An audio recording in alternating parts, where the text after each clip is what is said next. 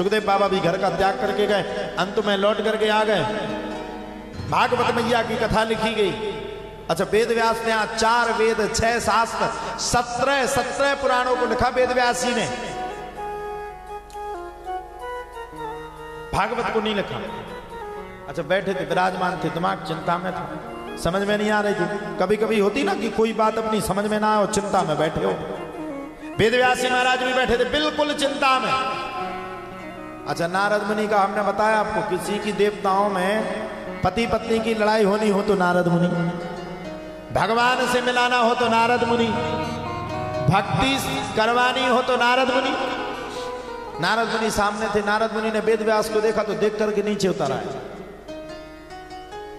क्या बात है वेद व्यास, चिंता में क्यों बैठे? वेद व्यास जी महाराज बोले, पूछो मत भगवान, अब बताऊंगा तो आप नाराज हो जाओगे। भगवान बोले, बिल्कुल नाराज नहीं होंगे, तुम तो ये बताओ चिंता में क्यों बैठे? वेद व्यास जी बोले, मैं सच्ची बता दूं? बिल्कुल बोले, सच्ची बताओ। बोले, भगवान मैंने 4 वेद 6 शास्त्र 17 पुराणों को लिखा, महाभारत की कथा को लिखा, बड़े बड़े पद्म पुराण इत्यादि ब्रह्म पुराण सब कुछ मैंने लिख डाला, लेकिन मेरे मन बिल्कुल अशांत है। नारद मुनि कहते हैं, वेद व्यास, वो कथा तुमने नहीं लिखी जिस कथा के कहने व सुनने से लोगों का कल्याण होना है। बोले, मतलब बोले, साफ साफ है, आपको हुआ हो मलेरिया हो, कोई लगा दे पी लिया का इंजेक्शन, मर जाओगे रात भर में, इन्फेक्शन बोल जाएगा। अरे बोले महाराज, कलयुग के आदमी को कलकाल में ऐसा ग्रंथ चाहिए, ऐसा ग्रंथ चाहिए जिस ग्रंथ को सुनने से उनका कल्याण हो जाए। पहली बात तो कलयुग के आदमी के पास समय नहीं है। अच्छा, कलयुग में कथा सुनाते कितना, बड़ी मुश्किल में, थोड़ी से बढ़कर ले आदमी तो ही मुश्किल है। अभी कथा में हम आपको कथा का प्रसंग सुनाएंगे, बिल्कुल नहीं सुनोगे। वेद व्यास जी बोले, मैं समझ नहीं पाया, नारद विस्तार पूर्वक कहो। नारद मुनि कहते हैं, सुनो वेद व्यास जी, पिछले जन्म में मेरा जन्म दासी के पुत्र के रूप में हुआ। मेरी माता एक दासी थी। दासी होने के बाद भी मेरी माता 24 घंटे भगवान का भजन करती थी। 24 घंटे भगवान के भजन में मेरी माता संलग्न रहती थी। अच्छा, मुझे ये सब लगता है ढोंग धतूरा है, क्या कर रही, क्यों भगवान का भजन कर रही, क्यों भगवान के भजन के प्रति अपनी आस्था को रख रही, क्या चक्कर है? वेद व्यास जी महाराज बोले, जब मैंने इतना सब कुछ किया तो मेरा दिमाग खराब। नारद मुनि ने कहा, मैं अपनी माता पे बिल्कुल विश्वास ना करूं। नारद मुनि कहते हैं, वेद व्यास, एक बार की बात है, मेरे गांव में 4 ऋषि चातुर्मास करने के लिए आए। चातुर्मास होता ना, 4 महीने, वो पवित्र महीने होते, एक जगह पे बैठ करके संकल्प किया जाता, 4 महीनों का चातुर्मास। बोले, मेरे गांव में वो संत आए तो मेरी माता तो पहले ही से संतों की बड़ी भारी भक्त थी, उसने संतों की भक्ति करना शुरू कर दी। मैंने अपनी माता का विरोध किया, ये क्या कर रही है, संतों की क्यों इतनी सेवा कर रही, ये क्या देते, ये सब ढोंगी है। अच्छा, आजकल के बच्चों से पूछो तो वो यही कहेंगे, ये सब ढोंगी, कछु भी करो वो कपोल कल्पना को बताएंगे। हाँ, ये जरूर हो सकता है, 2-4 साल से,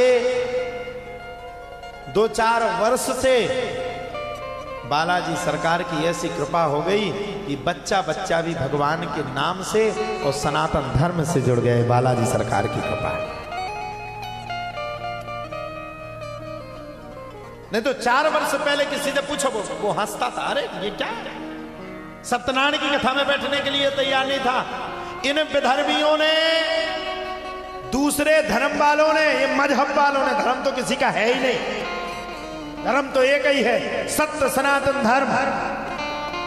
इन विद्रोहियों ने, ये जितने भारत में बैठ करके पल पुस रहे हैं, मैं उनसे कहना चाहता हूं, आप भारत में पल पुस करके जो खड़े हो रहे हो, आप भारत के नहीं हो, आप कहीं दूसरी जगह से थे, अफगानिस्तान के थे, वो तो भारत वालों ने तुम्हें शरण दे दी तो बने हो।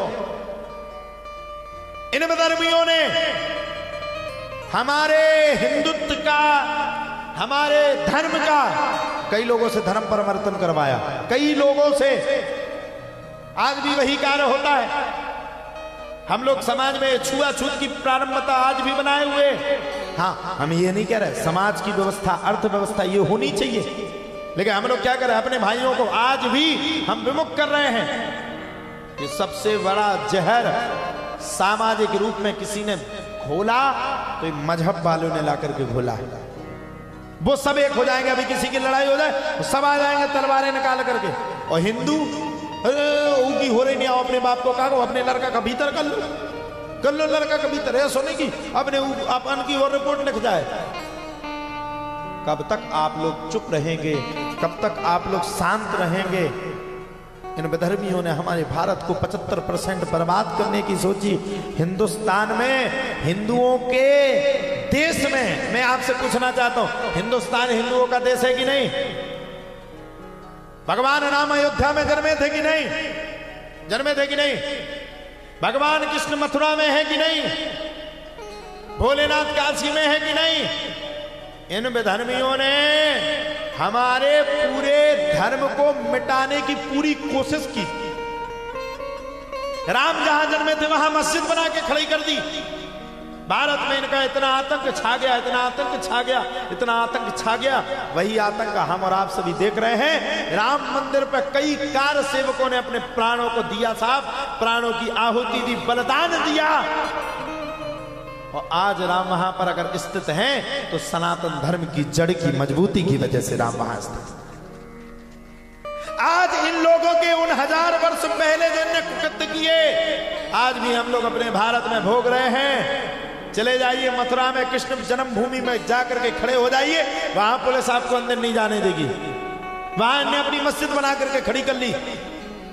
आ जाइए आप काशी में, काशी में भगवान शंकर की जगह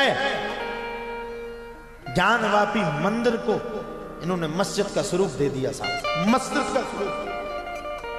मैं आप सभी से प्रार्थना करना चाहता हूं, हिंदू अगर कहीं सुरक्षित है, हिंदुस्तान अगर कहीं सुरक्षित है, हिंदू अगर कहीं सुरक्षित है तो ये हमारा भारत ही है, जहां हम लोग सुरक्षित होकर के इतने खुले मैदान में बैठ करके अपने धर्म को कर रहे हैं। और मैं कहना चाहता हूं, बांग्लादेश के हिंदुओं के साथ इन लोगों ने कितना अत्याचार किया। 1000 वर्ष पूर्व एक अपनी गलती के कारण आज अपन लोग भोग रहे हैं। और अगर आज अपन लोगों ने एकता नहीं बताई, आज हम लोग अपने सनातन धर्म को एक नहीं कर पाए, तो भारत की स्थिति भी ये वही कर देंगे जो इन्होंने बांग्लादेश की कर दी। बांग्लादेश के हिंदुओं को रुला रुला करके, उन पे अत्याचार करके, बहन बेटियों के साथ अत्याचार करके ये लोग बैठे हैं।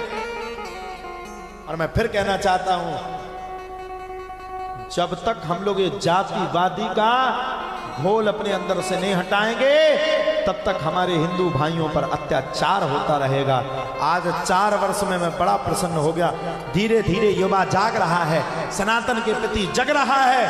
और आज की स्थिति में 99% युवक और युवा बालक सुबह से उठ करके हनुमान जी के मंदिर पर हनुमान चालीसा पढ़ने लगे हैं। मैं बड़ा प्रसन्न,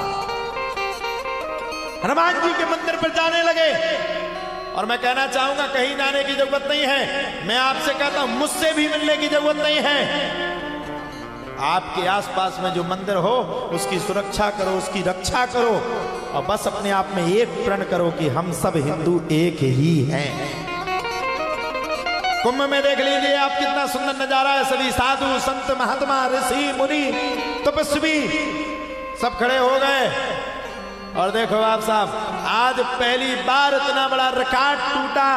करोड़ों के जन समुदाय में, हिंदुस्तान से नहीं, ऑल वर्ल्ड से करोड़ों के जन समुदाय में लोग प्रयागराज में पहुंच करके महाकुंभ में जाकर के डुबकी को लगा रहे हैं। ये हिंदू का जागरण है और हिंदू को जगना चाहिए। हिंदू को सबसे पहले अपने माता पिता का सम्मान करना चाहिए। माता पिता का सम्मान कर लोगे, कल्याण हो जाएगा। और माता पिता के बाद भगवान का सम्मान करना चाहिए।